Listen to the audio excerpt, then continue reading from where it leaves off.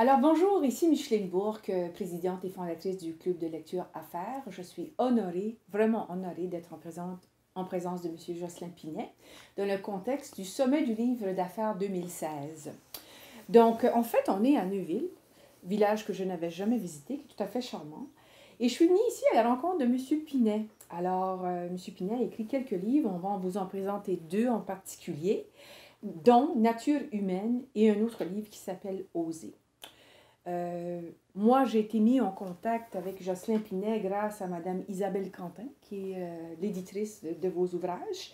Alors, un petit coucou à Isabelle. Merci pour cette merveilleuse mise en contact. Ça a été vraiment un moment agréable pour moi de faire votre connaissance et d'apprendre à connaître cet homme fort dynamique. Isabelle a toujours des bonnes idées. Elle a des bonnes idées. Elle a toujours des bonnes idées, Isabelle.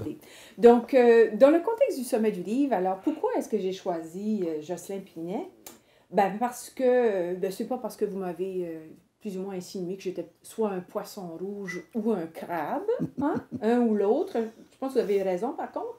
Mais bien parce que j'ai senti chez vous vraiment votre passion pour l'être humain. J'ai senti ça. J'ai senti que vous étiez un homme qui s'intéressait au bonheur, que vous aviez une énergie débordante au service des gens, au service des organisations, ceux qui veulent aller plus loin. Et en fait, vos livres nous mènent vers ça, n'est-ce pas?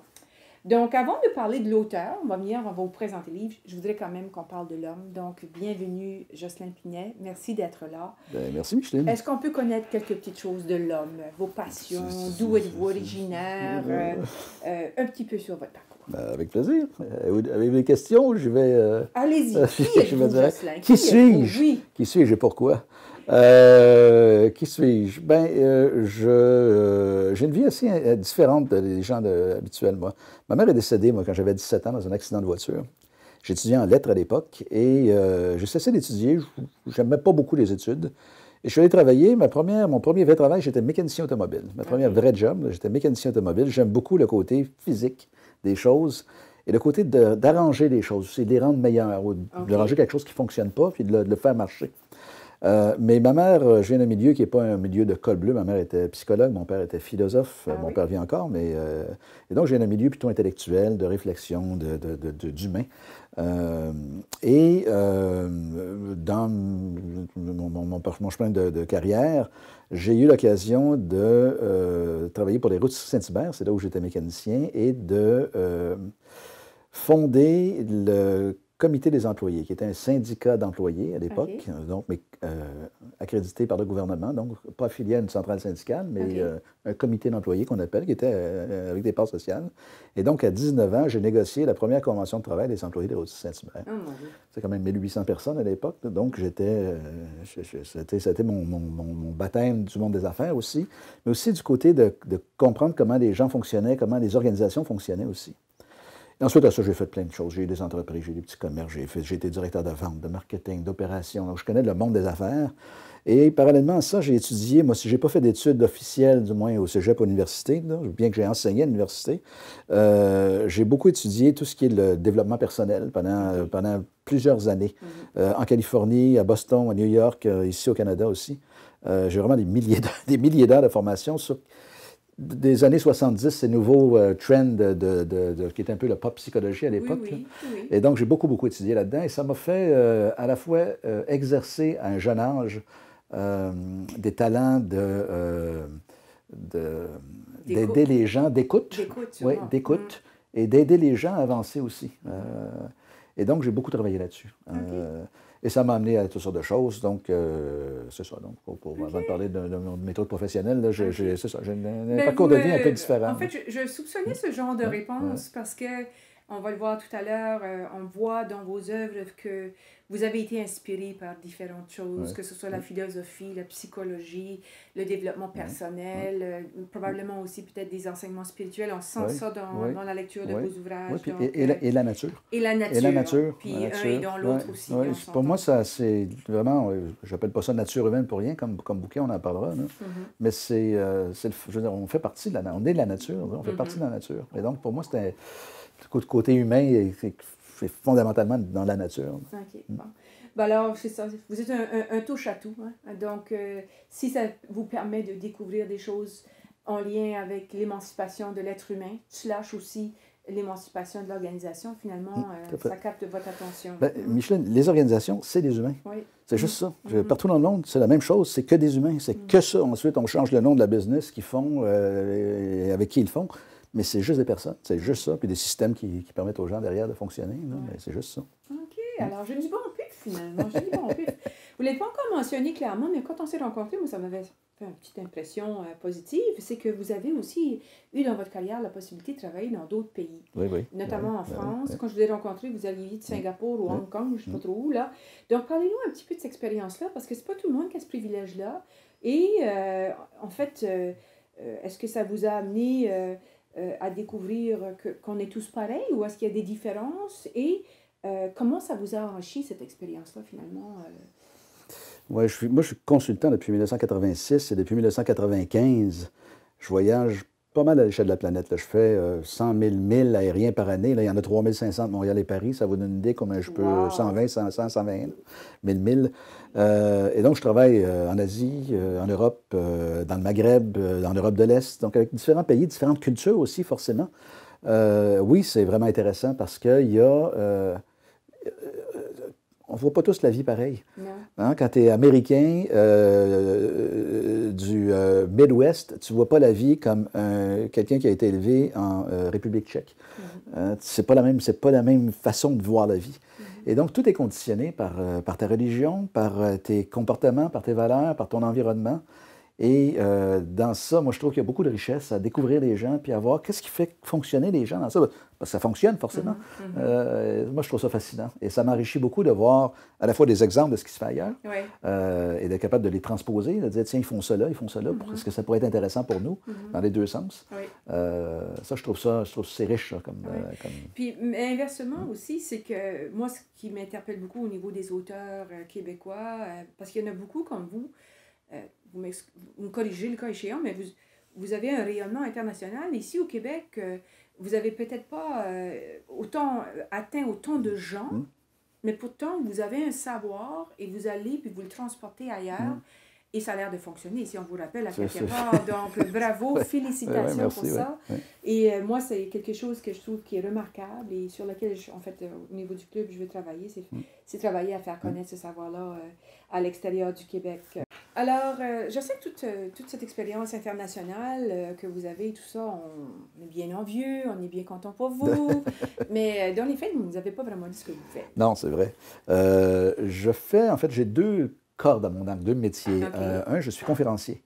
Donc, sur les thèmes de leadership, d'innovation, de culture d'entreprise, je travaille beaucoup avec des grandes organisations et la direction des grandes organisations, Michelin, Danone, BNP Paribas, Areva, des sociétés GMG, IBM, qui doivent réfléchir aux grands enjeux du monde dans lequel on vit aujourd'hui, les changements économiques, sociaux, politiques, et comment on manage, comment on gère les organisations aujourd'hui.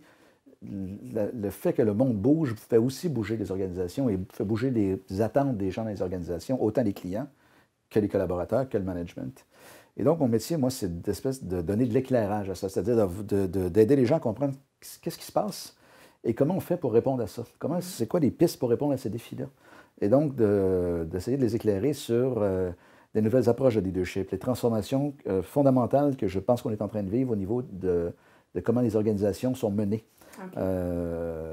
Et pour moi, c'est un vrai sujet non seulement passionnant, mais auquel il faut vraiment répondre parce qu'on a des vraies crises dans nos organisations. De gens qui se désengagent, des organisations où on passe une grande partie de nos vies et qui ne répondent pas à nos besoins, qui ne répondent pas à nos attentes. Les gens n'ont pas de plaisir à travailler, c'est pas normal, ça. Non, c'est pas normal. Et donc, il y a une grande partie de ça qui vient, je vais rentrer dans tout le détail, de comment on a structuré notre style de management, notre style de leadership d'une époque qui était la révolution industrielle. On disait aux gens, fais ça, fais ça, fais ça, fais ça. Ça marchait très bien quand les hommes étaient des machines. Mais aujourd'hui, les gens ne sont pas des machines. On les paye pour penser, pour prendre des décisions. C'est l'économie du savoir. C'est l'économie du savoir, exactement. L'effet de l'économie du savoir, c'est l'approche plus... Donc, vous faites des conférences et des consultants. Exactement. Donc, des conférences là-dessus sur les leadership. Donc, c'est une chose, pour ne pas y aller trop longtemps. Et deuxièmement, c'est que j'aide des organisations à bâtir des événements accélérateurs de changement. Donc, on veut rencontrer 500 ou 600 gestionnaires en même temps ou employés en même temps pour leur faire comprendre ce qui se passe et les amener à adhérer non seulement au changement, mais à ce qu'il faut faire pour y réussir. Okay. Et ça, mon métier, donc, c'est d'aider les gens à bâtir ces événements-là, de les animer, les faciliter, les concevoir avec eux autres. Okay. Donc, ça, c'est les deux volets de mon travail. Vous êtes à la fois un booster, quelqu'un qui va prendre les deux pinces puis susciter la réaction, et après ça, amener les gens sur un chemin qui va leur permettre de faire des transitions.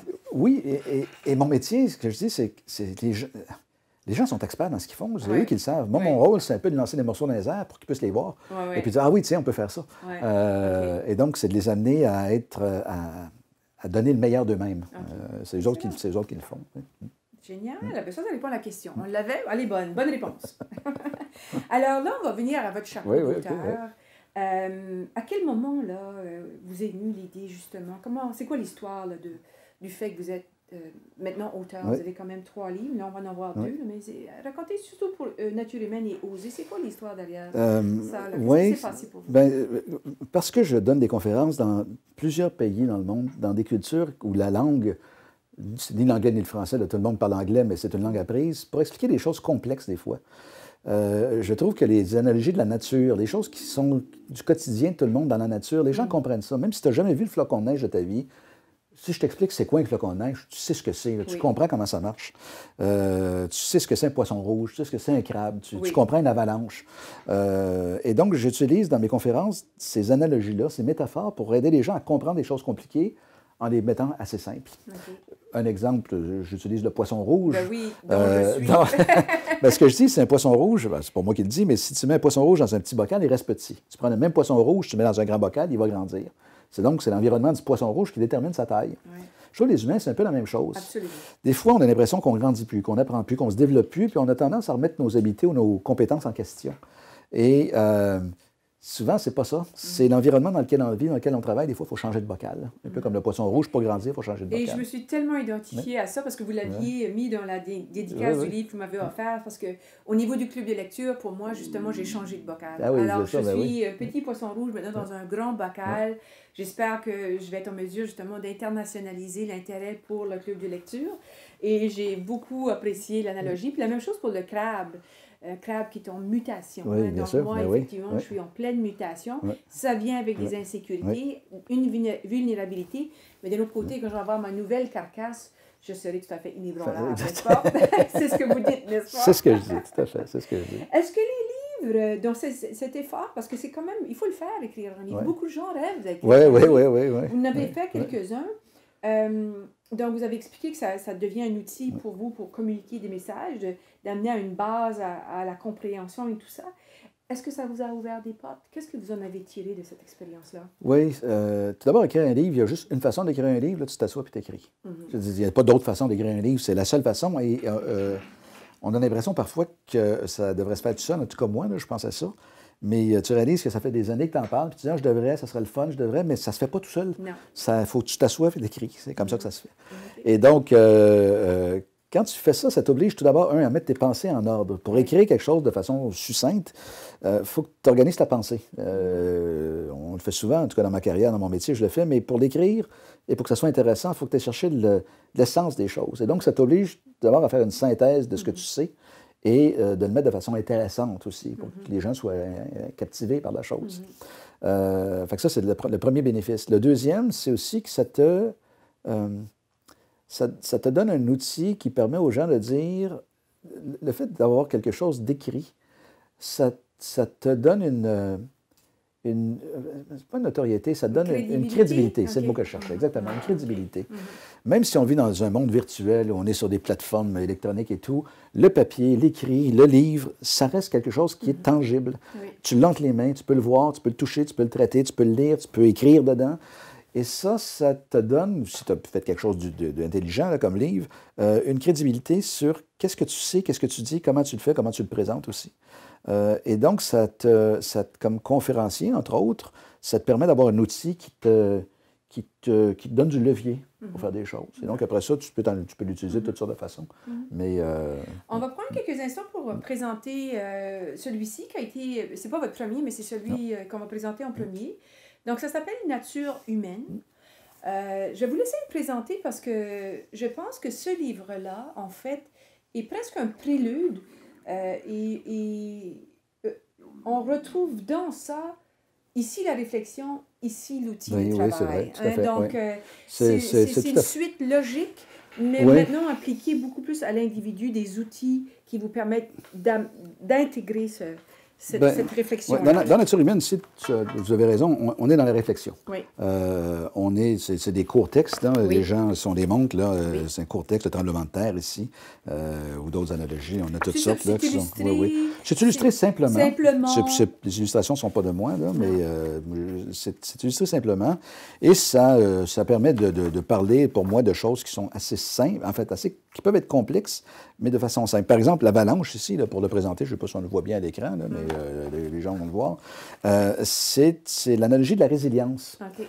Avant qu'une avalanche se déclenche sur une montagne, on n'en a aucune idée, à moins d'être un expert. Là, on regarde une montagne, il n'y a rien qui se passe, mais un skieur passe, un changement de température, un peu de neige qui tombe, et l'avalanche se déclenche et brise tout sur son passage. C'est 500-600 km/h, ça détruit tout.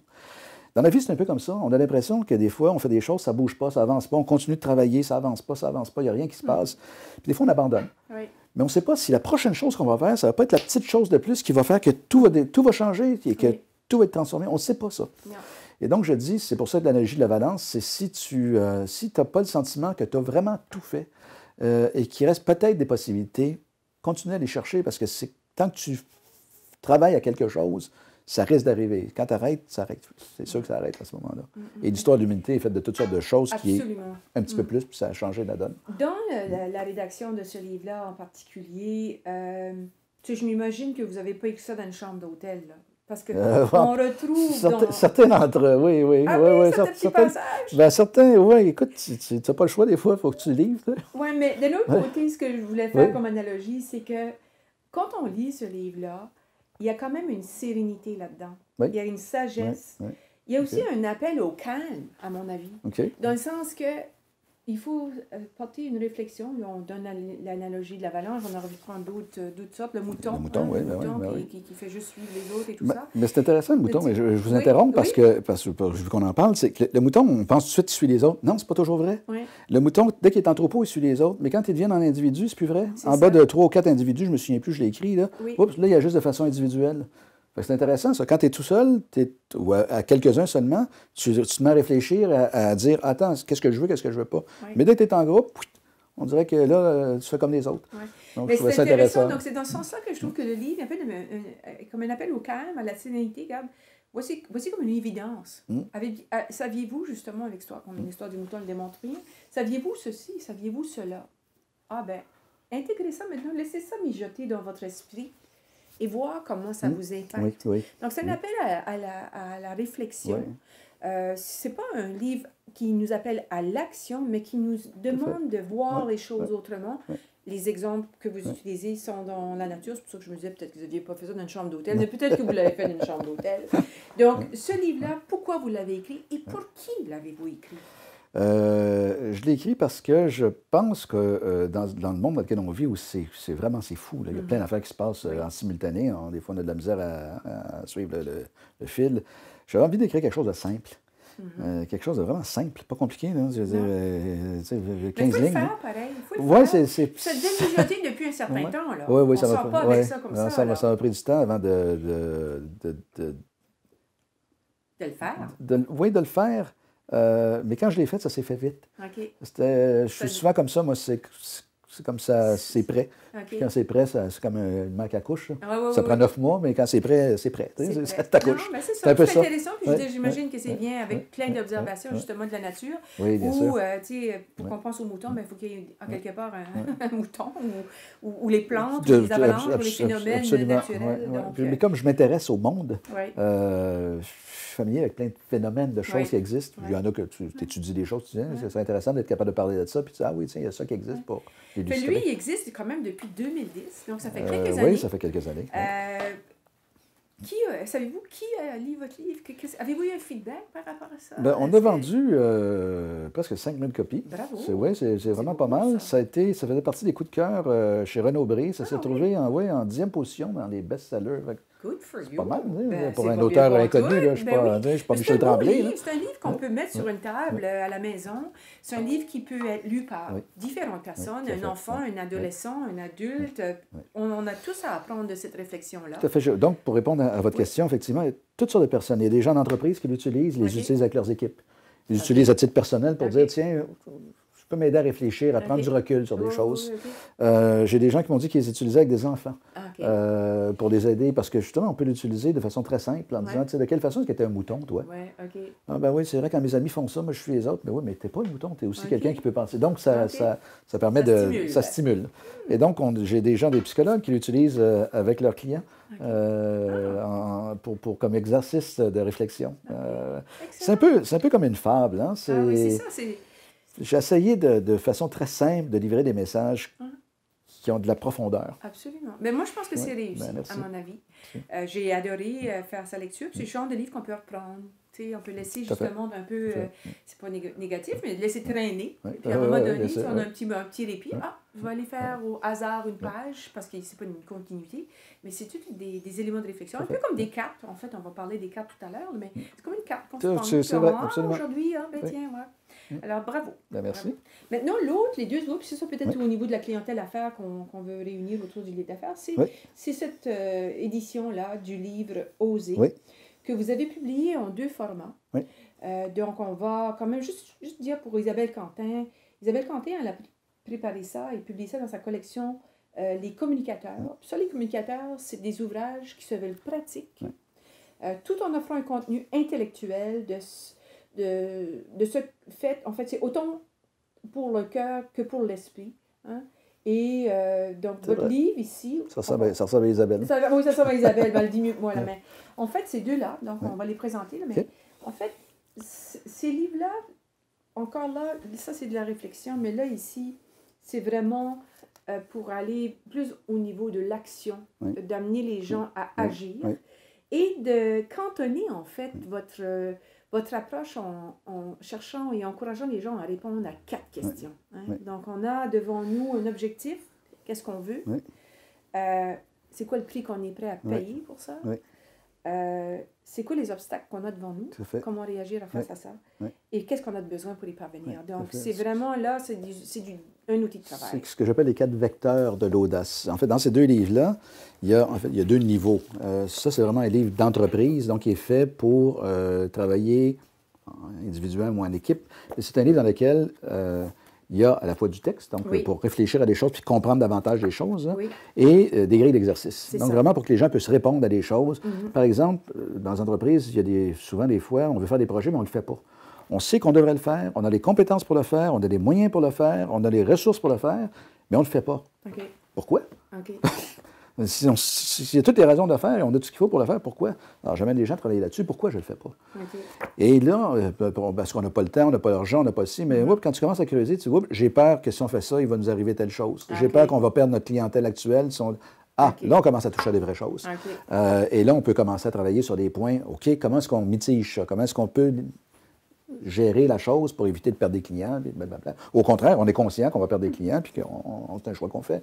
Mais au moins, on avance. Et donc, c'est un livre vraiment de travail. Ça s'appelle Le Guide pratique. C'est Oser le guide pratique. Donc, c'est un livre qui est fait pour travailler, que j'ai coécrit avec mon collègue Olivier Boulot. Oui, c'est ça. Il faudrait dire bonjour à Olivier. Olivier est un... Boulot. Oui, Boulot. Bonjour, Olivier. Oui, Olivier est un coach. Vraiment, moi, je ne suis pas un coach, mais Olivier est un coach qui est français et qui a travaillé, lui, surtout justement des grilles, des exercices, les tableaux, les choses pour faire travailler les gens. Alors, Jocelyn, maintenant, on aimerait ça parler de Oser. Cette édition-là, elle est différente. Il y a des différences entre les deux. Expliquez-nous un petit peu. Oui, celui-là, on appelait ça la version grand public, avec une préface de Christine Michaud, qui est connue pour son émission qu'elle a eu longtemps sur Qu'est-ce qu'on attend pour être heureux. Christine est une bonne amie à moi et elle a souhaité faire la préface. C'est un livre c'est les mêmes textes donc, que celui-là, qui est le livre pour affaires, mais qui, plutôt que de faire des exercices aux gens, on leur demande de façon plus simple de répondre à des questions. Donc, sur une échelle d'une grille de 1 à 7, par exemple, est-ce que, j'ai une question, votre environnement professionnel est idéal, oui ou non? Je me plains jamais, 1 sur 7, un petit peu, beaucoup, pas, etc. Et donc, ça permet aux gens de mesurer les choses sur lesquelles ils ont des forces et lesquelles ils ont des faiblesses. Donc, de faire une espèce de profil de leur capacité d'oser et ce sur quoi ils doivent travailler. Donc ça, c'est le livre osé, donc grand public, plus léger, je dirais, mais avec la même façon, en fait, la même réflexion, mais sans y travailler dans des guides d'exercice comme on en a dans l'autre livre. Oui, mais d'un autre côté, il y a les cartes, Oui. Les fameuses cartes qui sont très intéressantes. Donc, c'est le jeu de l'audace. On peut les découper à même le livre. Ce qui va nous amener à un paquet similaire à celui-ci qui vient avec l'édition plus professionnelle, entre guillemets. Tout à fait. Les cartes sont vraiment intéressantes et même si la méthode a une petite variante dans le volet plus grand public que le volet plus entreprise, n'empêche que les cartes sont efficaces. Puis on a oublié de faire un petit coucou à notre ami qui a été le co-auteur. Olivier. Oui, il a contribué particulièrement à cette étape-là de l'exercice. Absolument. Olivier est un coach français, là, on en parlait un petit peu tout à l'heure, mais Olivier est un collègue et un ami qui a travaillé, lui, sur toute la méthodologie des choses. Donc, les exercices, les réflexions, etc. On fait ça ensemble, mais Olivier était vraiment celui qui a piloté ça. OK, parfait. Donc, justement, au niveau de l'histoire, de la création de ces ouvrages-là, donc vous êtes associé avec Olivier pour ça, parce que vous aviez déjà tout amorcé la réflexion au niveau de la nature, l'inspiration qui vient de la nature. On les retrouve dans ce livre-là. On retrouve le crabe, on retrouve le poisson rouge et d'autres exemples qui nous inspirent au niveau de la nature. Comment ça s'est passé pour ça? Parce que ça, c'était en 2010, ça, on est rendu en 2014. Tout à fait. Il y en a 32 dans Nature humaine, donc les textes sont plus courts, c'est de la réflexion. C'est pour nous stimuler. Alors qu'à Oser le guide pratique, il y en a 12. Donc, j'ai choisi ce que je pensais qui était celle qui, sur les 4 vecteurs de l'audace dont on parlait tout à l'heure, le prêt à payer, les ressources que j'ai, etc., quelles étaient les analogies de nature humaine qui étaient le plus utiles pour nous faire progresser sur ces vecteurs-là, sur ces questions-là, et que je les ai développées beaucoup plus. Alors, il y a 2 paragraphes dans Nature humaine, alors que là, il y a 10 pages sur chaque analogie. Puis c'est ça. Puis chaque exercice, c'est ça, là, comme à l'étape, la première étape, c'est qu'est-ce que vous voulez, la définition de son objectif. Donc, il y a toute une série de questions, tant dans celui-là que dans celui-là, pour nous amener à aller plus loin, puis de concrétiser ça, puis d'enlever, puis de débarrasser, puis d'aller vers la réussite là, de ce qu'on veut faire. Ce que ça nous aide à faire, ça, c'est un peu comme avoir un coach, quelqu'un qui est externe à nous, qui nous pose des questions, puis on a tous besoin de ça dans la vie, puis on a tous là, des gens qui nous aident à réfléchir. Ce livre-là fait ça pour nous, c'est-à-dire qu'il t'amène à dire, est-ce que ma façon de voir les choses m'empêche de faire ça? Est-ce que mes croyances que je n'examine pas m'obligent, sans le savoir, à ne pas faire ou à faire telle chose? Si je crois, moi, fondamentalement, que je ne peux pas être heureux dans la vie parce que ma mère n'était pas heureuse, puis elle m'a appris dans la vie, là, essaye pas d'être heureux, là. Contente-toi de ce que tu as. Peut-être que je vis comme ça, mais je ne le sais même pas. Ça fait partie de ma façon d'être. Mais si je commence à avoir des difficultés dans la vie et à ne pas être satisfait, je peux me poser des questions. Ce livre-là m'aide à poser ce genre de questions-là sur mes croyances, mes valeurs, mes comportements, ce que je fais pas, est-ce que je m'organise pour le faire, pour réussir, etc.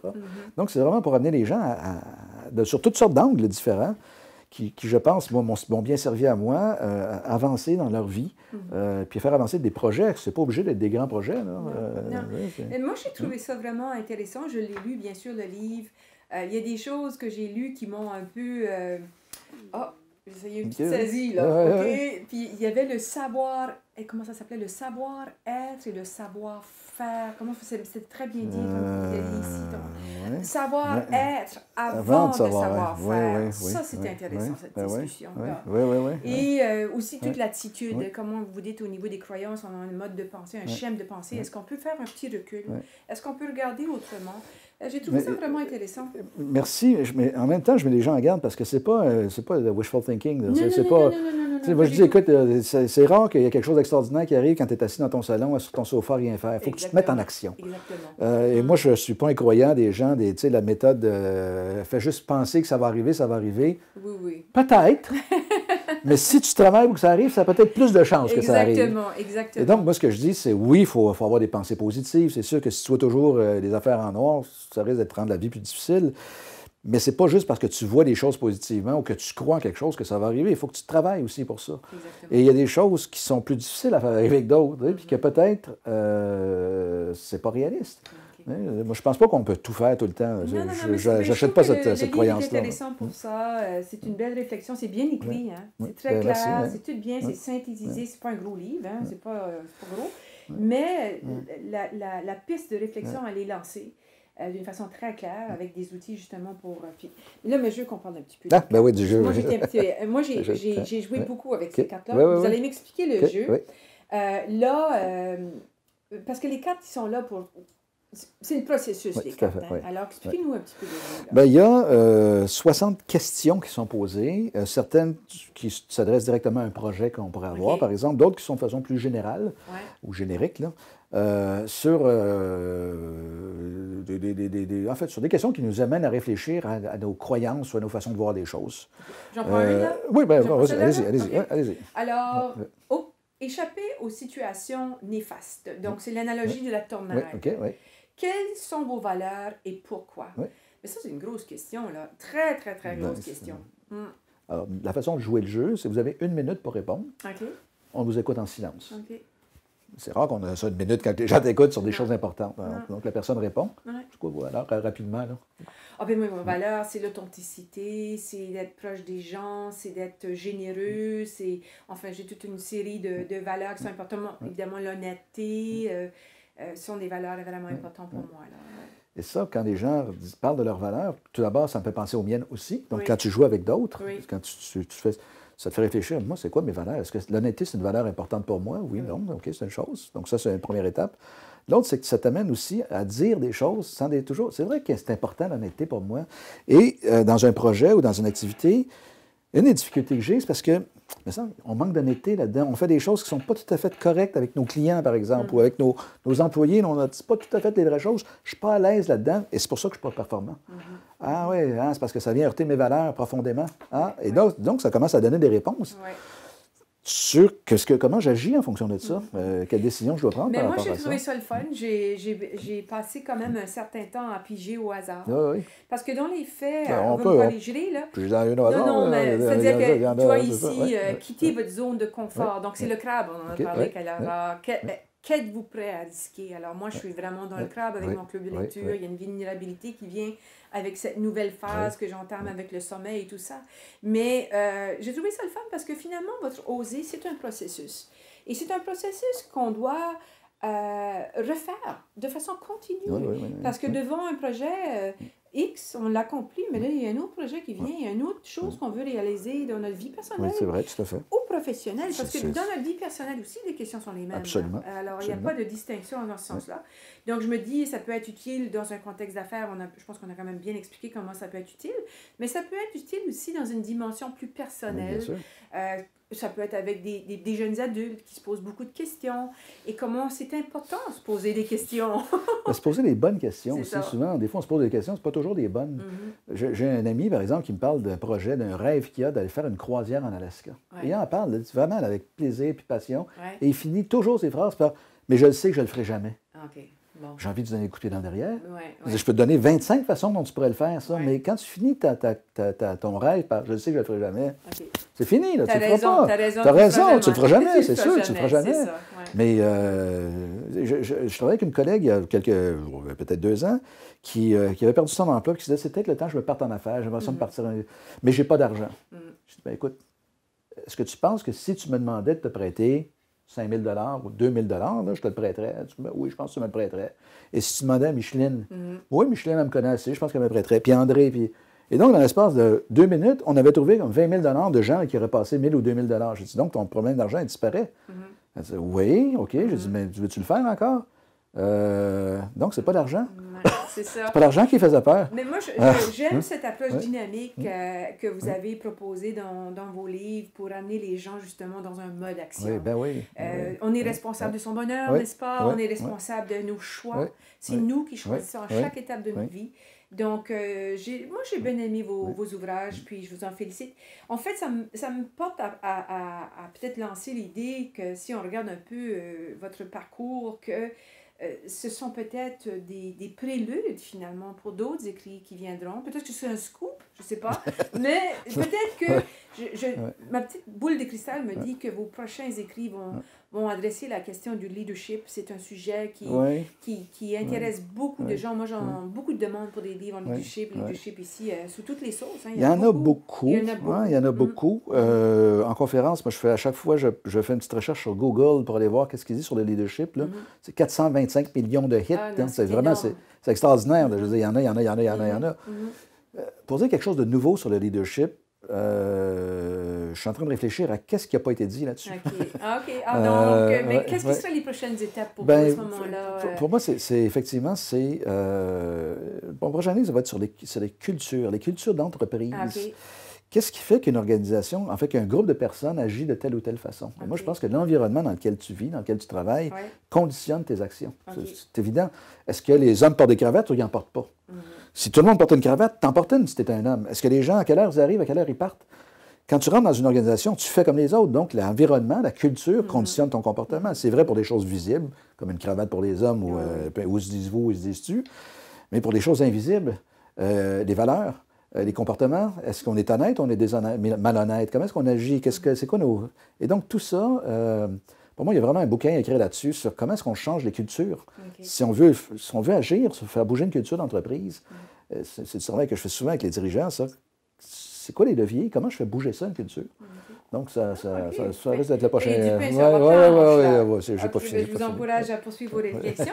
Je vous remercie beaucoup de tout le temps que vous m'avez accordé. C'est un plaisir. On va abuser encore une fois de votre bonté, puis on va vous demander, parce que vous êtes quand même, on le voit, là, on est chez vous ici, vous avez une belle collection de livres d'affaires. Je crois comprendre que vous êtes un lecteur depuis toujours. Oui, beaucoup. Est-ce que vous auriez envie peut-être de nous pointer un livre que vous avez aimé, qui vous a apporté quelque chose, qui était peut-être toujours propice à lire? Oui. C'est pas toujours des nouveautés, là, parce que je pense qu'il y a des classiques. Tiens, il y a ça ici. Il y a un type qui s'appelle Edouard de Bonneau. Edouard de Bonneau a inventé ce qu'on appelle la pensée parallèle. En anglais, c'est parallel thinking. De Bonneau est un gars qui a je ne sais même pas ça s'il est encore vivant. C'est vrai? Il doit être très vieux. S'il n'est pas mort, il doit être assez vieux. Qui a amené toute une réflexion sur comment est-ce qu'on voit les choses autrement. Et donc, ce bouquin-là, Parallel Thinking, c'est la réflexion puis la méthodologie pour être capable de voir autrement. Entre autres, il utilise un langage qui est PO. PO pour possibilité ou possibility. Et en disant PO, par exemple, les voitures ont des roues carrées. Qu'est-ce qu'on fait quand des voitures ont des roues carrées? Comment est-ce qu'on agit? Comment est-ce qu'on fait des routes? Comment est-ce qu'on a des voitures? Et donc, une brouette n'a pas de roues. Qu'est-ce qu'on fait avec une brouette qui n'a pas de roues? Ils ont inventé une brouette avec une boule plutôt. Donc, au lieu d'avoir deux roues, tu as une grosse boule. Et donc, c'est une façon qui t'amène à voir des choses différentes. Et mon travail est souvent comme ça. Mais De Bonneau a été vraiment une espèce de mentor pour moi dans ça. Sur une méthodologie qui te dit tu peux voir les choses autrement. Tu peux sortir de la boîte. C'est vraiment l'innovation, des techniques d'innovation et de créativité. C'est des techniques de réflexion différentes qui t'amènent à être créatif, qui t'amènent à de l'innovation. Mais au départ, c'est comment on pense. Le problème, c'est comment on pense. C'est ça. C'est toujours ça. C'est comment si je pense avec juste des choses que je connais, je vais juste avoir des réponses de choses que je connais. Si je pense avec des choses que je ne connais pas, une brouette n'a pas de roue, je ne connais pas ça, une brouette pas de roue. Moi, je veux dire, qu'est-ce que ça a l'air, une brouette pas de roue? Là, je commence à trouver des choses qui sont très différentes. Et donc, Edouard de Bonneau est vraiment le parallel thinking. Et donc, ça parle d'humanité, en fait. Ça parle de comment on agit comme être humain. Et comment on voit les choses. From Socratic to the Bono thinking. Donc, c'est inspiré de la philosophie grecque. Oui, tout à fait, absolument. C'est quand même un vieux bouquin. C'est un classique. Moi, je ne suis pas contre les vieux bouquins. Au contraire, il faut les ressortir puis les faire découvrir. C'est très vrai. Donc, merci beaucoup, M. Pinet. C'était vraiment un privilège de passer un beau moment avec vous. Bonne continuité, bon succès à vous, puis on ne sait jamais, peut-être que vous reviendrez au club de lecture. Avec grand plaisir. On ne sait jamais. Merci. Merci beaucoup. Merci.